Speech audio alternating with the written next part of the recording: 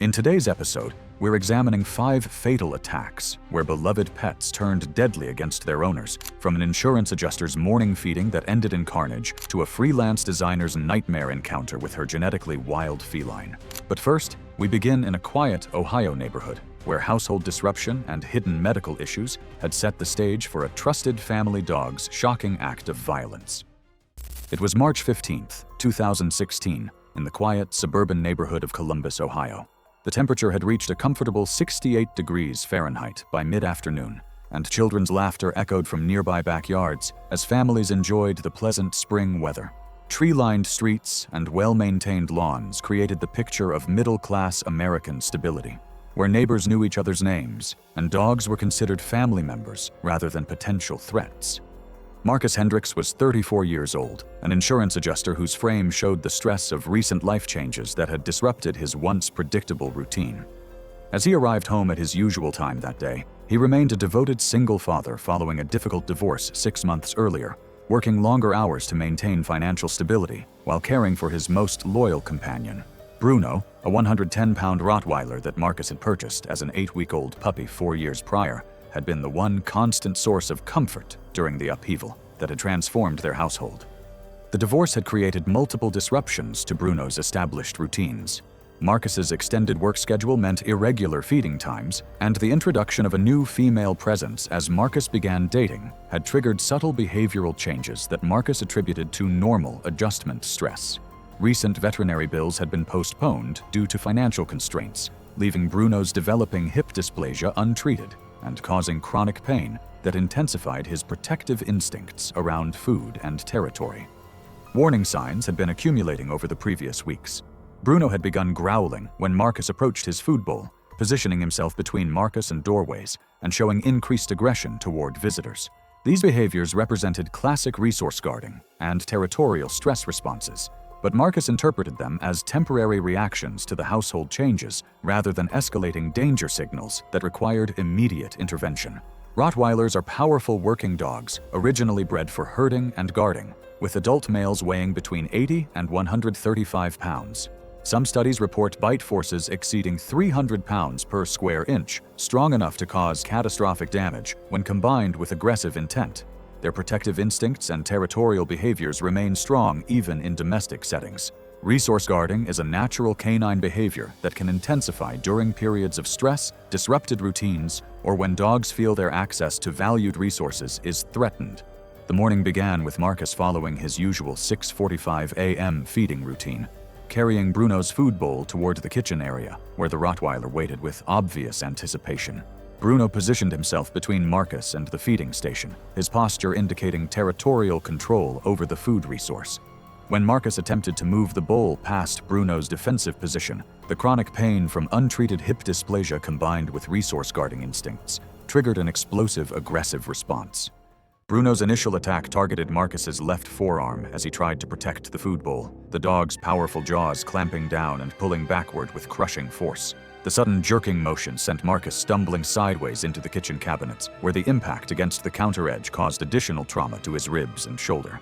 As Marcus fell to the tile floor, Bruno released and immediately re-engaged, this time targeting his right arm as Marcus tried to push himself upright. The kitchen's tile floor became slick with blood, as Bruno alternated between aggressive biting attacks and brief repositioning moments. During one particularly violent pullback bite, Marcus's forearm twisted at an unnatural angle, fracturing the radius bone with an audible crack.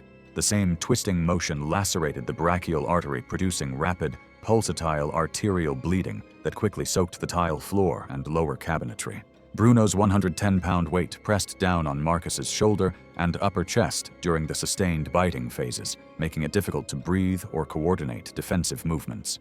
The confined space between the kitchen island and cabinets prevented any clear escape route, while Bruno's positioning over Marcus's upper body made it impossible to reach the landline phone mounted on the nearby wall. Each time Marcus managed to partially sit up or reach toward potential help, Bruno would re-engage with renewed aggression, interpreting any movement as continued resistance that required elimination.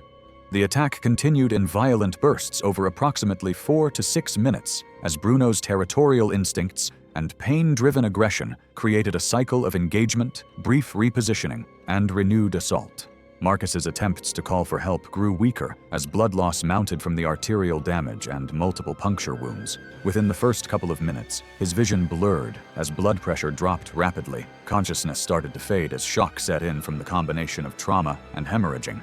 A neighbor working in her adjacent backyard noticed the commotion through a gap in the fence line and observed Bruno's continued aggressive behavior even after Marcus had stopped responding.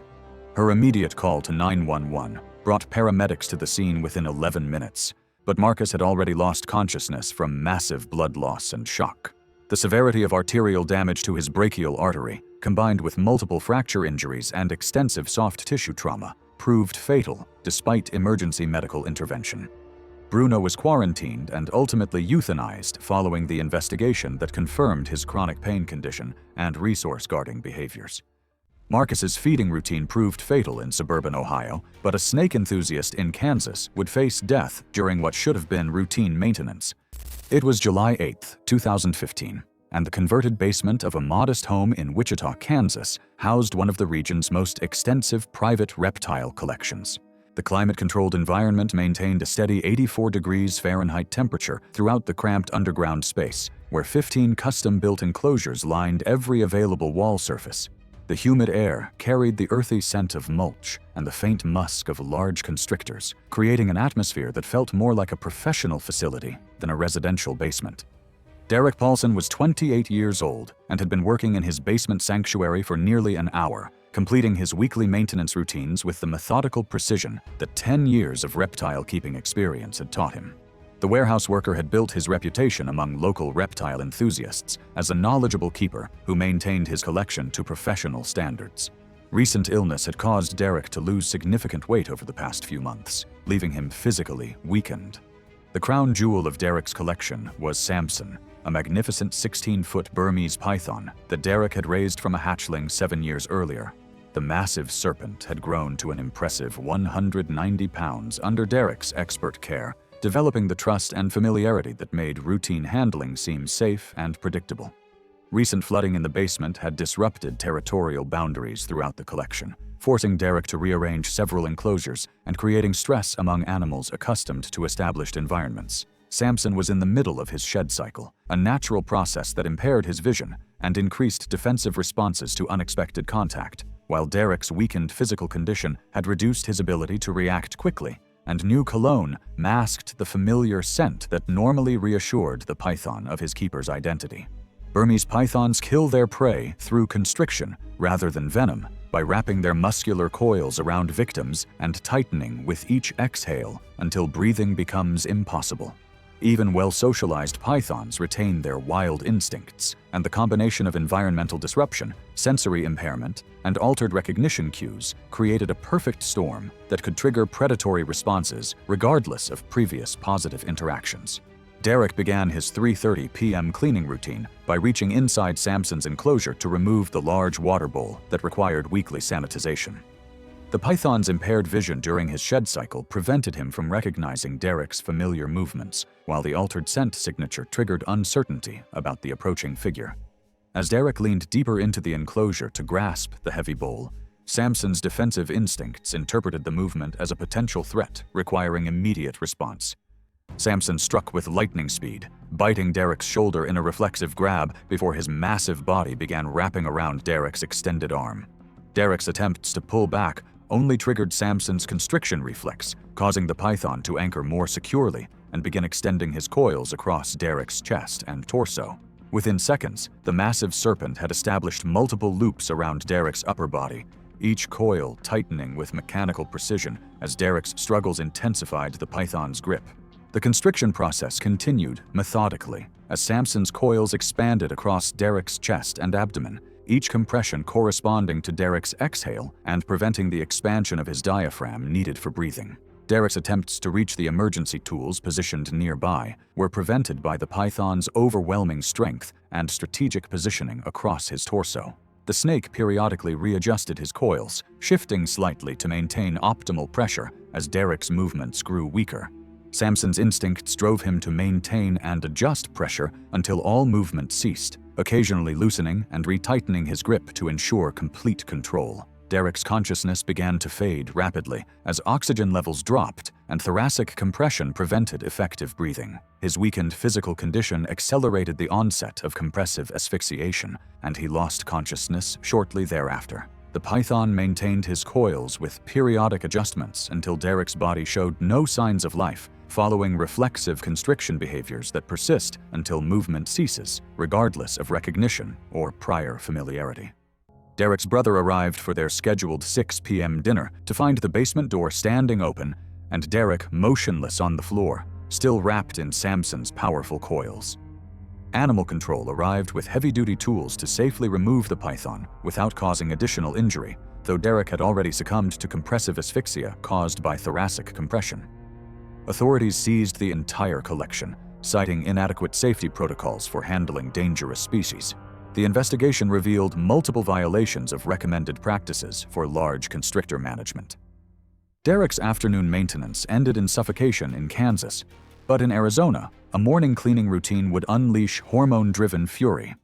It was June 12, 2017, and the screened patio of a retirement community home in Tucson, Arizona, echoed with the morning chatter of exotic birds welcoming another day in the desert. Recent summer rains had created perfect conditions for triggering breeding behaviors among the facility's resident wildlife, while the distant sound of construction work added an underlying tension to what should have been a peaceful morning routine. Eleanor Hutchins was 71 years old when she moved carefully around her beloved avian companion that morning, her frame showing the deliberate movements of someone who had learned to respect the power of large birds through 14 years of dedicated ownership. The retired elementary teacher had poured her nurturing instincts into caring for Captain, a magnificent blue and gold macaw whose brilliant plumage and impressive 3-foot wingspan made him the crown jewel of the retirement community's pet population. Since her husband's death 3 years earlier, Captain had become Eleanor's primary source of companionship and emotional support. The peak breeding season had dramatically altered Captain's normally docile temperament, transforming the usually friendly bird into a territorial guardian who interpreted any approach to his claimed nesting areas as potential threats requiring aggressive defense. Construction noise from nearby renovation projects had elevated stress levels throughout the facility's animal population, while Captain's heightened territorial instincts had led him to become increasingly possessive of Eleanor and his claimed spaces, triggering defensive aggression toward anyone who might threaten their relationship. Several warning signs had emerged over the past weeks as Captain's hormonal changes intensified his territorial behaviors. He had begun claiming corner areas of the screened patio as nesting sites, aggressively defending these spaces against any perceived intrusion while displaying classic mate-guarding behaviors toward Eleanor. The combination of seasonal hormones, environmental stress, and bonding confusion created volatile conditions that Eleanor attributed to temporary mood changes rather than dangerous behavioral escalation requiring professional intervention. Blue and gold macaws are powerful citizens, native to South American rainforests, possessing impressive 3-foot wingspans and powerful beaks capable of exerting enough force to fracture small bones and cause severe crush injuries to hands and wrists. During breeding season, dramatic hormonal changes trigger extreme territorial behaviors and mate-guarding responses that override years of socialization and training. Their sharp talons, designed for gripping branches and manipulating food, can cause severe puncture and slashing wounds when used defensively against perceived threats. Eleanor's 8:30 a.m. cage cleaning routine required her to reach toward the corner area that Captain had claimed as his primary nesting territory. The approach triggered an immediate breeding season territorial response as Captain interpreted Eleanor's movement as an invasion of his protected space. His powerful beak clamped down on Eleanor's left wrist with crushing force, while his razor-sharp talons slashed and punctured through the skin of her forearms, creating deep wounds that bled heavily. The sudden assault caused Eleanor to lose her balance, her elderly frame unable to withstand the combined forces of Captain's attack and her own defensive movements. She fell backward onto the concrete patio floor, the impact fracturing bones in her already injured wrist and causing her head to strike the concrete hard enough to cause severe traumatic brain injury. Captain continued his aggressive display for several more seconds, biting and clawing until Eleanor stopped moving, then finally withdrew. The combination of slashing wounds and punctures caused active bleeding, compounding the life-threatening effects of the head injury sustained in the fall. The territorial episode had completely overridden Captain's 14 years of learned inhibition and affectionate behavior toward his primary caregiver, demonstrating how breeding season hormones can transform even well-socialized birds into dangerous animals. A retirement community maintenance worker heard the loud crash of Eleanor's fall and arrived to find her unconscious with Captain perched nearby, his aggressive display having ended once she stopped moving. The facility's on-site medical staff enabled paramedics to arrive within 6 minutes, but the combination of traumatic brain injury and significant blood loss had already proven fatal. Eleanor was pronounced dead from severe traumatic brain injury, with contributing blood loss from extensive soft tissue injuries, while Captain's behavioral evaluation confirmed that breeding season aggression had completely overridden his socialized responses to familiar humans. Captain's territorial fury had claimed Eleanor's life in the Arizona desert, but hundreds of miles away on a Kentucky farm, evening feeding time would soon demonstrate how breeding season hormones could transform a gentle giant into a crushing force of primal dominance. It was September 23, 2016, and the 12-acre hobby farm outside Lexington, Kentucky, was settling into its evening routine beneath an overcast sky that promised the first real chill of autumn. Recent rains had created perfect conditions for triggering breeding behaviors among the local animal population, while the distant sound of construction work added an underlying tension to what should have been a peaceful evening. Janet Reynolds was 55 years old and had been anticipating her evening feeding routine with Wilbur since returning from her shift at the county hospital, where she had worked as a registered nurse for over 30 years before retiring to pursue her dream of small-scale farming. She brought the same nurturing instincts that had made her an excellent nurse to the care of Wilbur, a massive Hampshire boar that she had raised from an 8-week piglet 6 years earlier. Their daily feeding and handling sessions represented a routine that had always proceeded without incident. The autumn breeding season had triggered powerful hormonal changes in Wilbur that intensified his natural instincts and altered his interpretation of familiar interactions. Testosterone surges had increased his territorial awareness and sensitivity to physical contact, while breeding activities at nearby horse farms created environmental stimuli that activated mating behaviors throughout the local animal population. The boar's previous calm feeding interactions with Janet were now being processed through the lens of dominance hierarchies and territorial challenges. Several factors had aligned to create dangerous conditions that evening. Wilbur's seasonal hormone levels had reached their peak, transforming routine handling interactions into potential dominance challenges that triggered aggressive responses.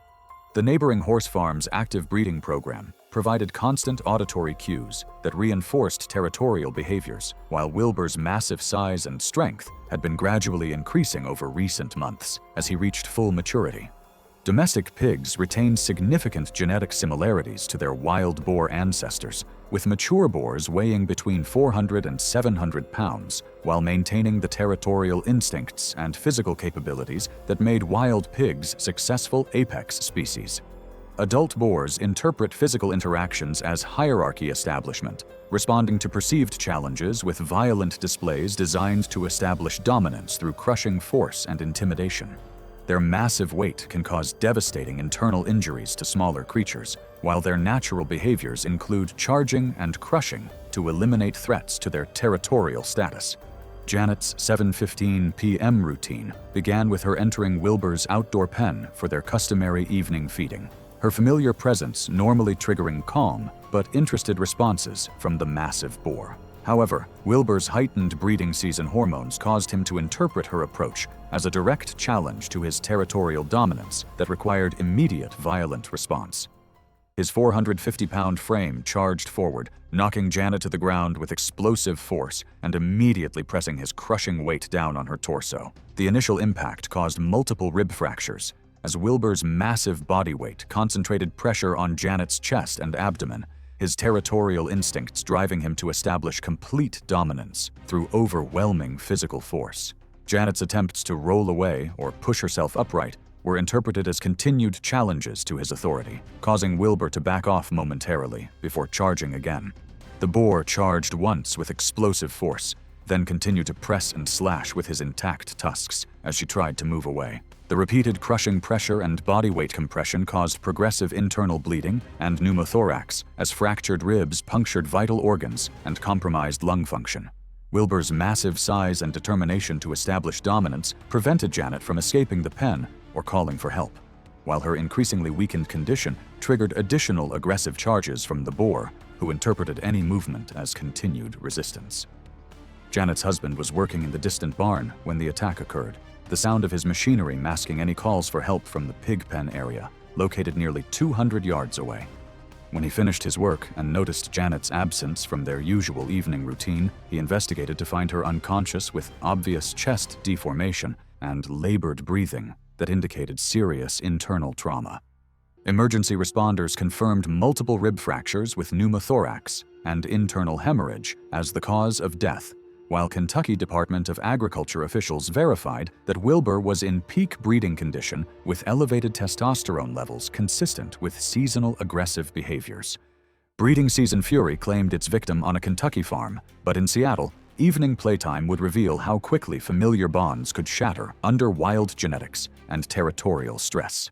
It was January 18, 2018, and the converted studio apartment in Seattle's Capitol Hill district housed one of the city's most genetically dangerous feline residents behind the facade of urban professional life.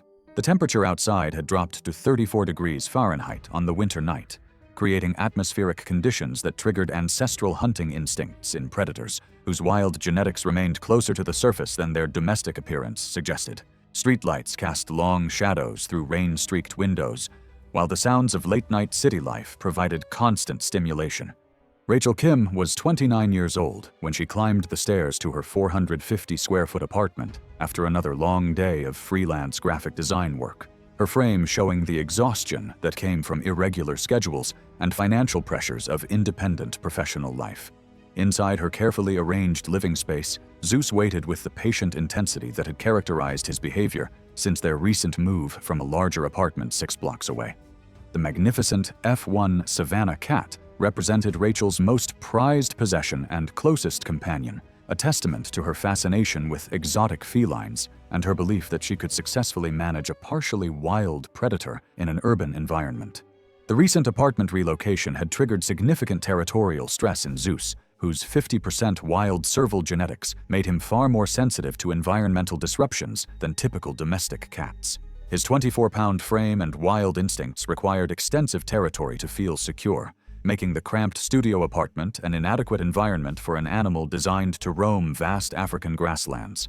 Rachel's irregular work schedule had disrupted established feeding and interaction routines, while the winter season had activated dormant hunting instincts that transformed routine movements into predatory assessments. Multiple factors had combined to create a dangerous situation in the small apartment. Zeus's wild serval genetics expressed themselves through territorial behaviors and heightened aggression, while the confined space prevented natural escape routes that would normally diffuse tension. The nocturnal timing coincided with Zeus's peak activity period, when his ancestral instincts were most responsive to movement and territorial challenges. Recent stress had shifted his perception of Rachel from caregiver to potential territorial competitor, requiring aggressive response. F1 Savannah cats represent first-generation crosses between domestic cats and wild African servals, retaining approximately 50% wild genetics that express themselves through size, strength, and predatory behaviors far exceeding normal domestic felines. Adult specimens typically weigh 15 to 25 pounds, while maintaining the explosive speed that makes servals successful African predators. Territorial stress triggers the expression of wild survival instincts that can override domestic socialization, causing these hybrids to view owners as threats rather than caregivers during periods of environmental disruption. Rachel's 1:15 a.m. return coincided with Zeus's peak nocturnal activity period, when his serval genetics were most active and responsive to movement patterns. Her exhausted state and the prescription anticoagulant medication she had been taking for a recent medical condition created additional vulnerability, while the confined apartment space intensified territorial tension. Zeus's stress levels had reached critical points, transforming Rachel's familiar presence into a perceived threat, requiring aggressive territorial response. The attack began with Zeus targeting Rachel's thighs and legs with explosive aggression. One puncture wound to the upper inner thigh had nicked the femoral artery, resulting in uncontrolled bleeding that she was physically unable to manage. The anticoagulant medication prevented normal blood clotting, causing even moderate wounds to bleed heavily and continuously. Rachel's defensive movements and attempts to reach the bathroom to treat her injuries only intensified Zeus's territorial aggression, triggering sustained attacks that prevented her from applying effective first aid or reaching communication devices. The combination of deep puncture wounds, impaired blood clotting, and the inability to reach help caused progressive blood loss, exacerbated by anticoagulant medication and an untreated laceration to the inner thigh, while Zeus's continued aggressive territorial behavior reinforced her inability to access medical supplies or call for help. Her weakened condition from the medication and blood loss made it impossible to effectively defend herself or escape the confined space, while Zeus's 24-pound frame and wild strength repeatedly ambushed any attempt to move through the confined space, forcing her into defensive retreat. An elderly neighbor in the apartment below noticed unusual sounds and water-like stains on the ceiling that grew increasingly pronounced throughout the night, finally calling building maintenance at 6:30 a.m. when the disturbance became impossible to ignore. Building security discovered the scene and immediately contacted emergency services, though Rachel had already succumbed to uncontrolled hemorrhage following a femoral artery injury compounded by anticoagulant medication and prolonged inability to reach help. Zeus was found in a defensive posture, his wild instincts still engaged and requiring professional animal control for safe removal. The incident prompted renewed scrutiny of hybrid animal ownership regulations in Washington state, reigniting debate over restrictions on first-generation wild domestic hybrids. Thanks for watching. If you liked these stories, click here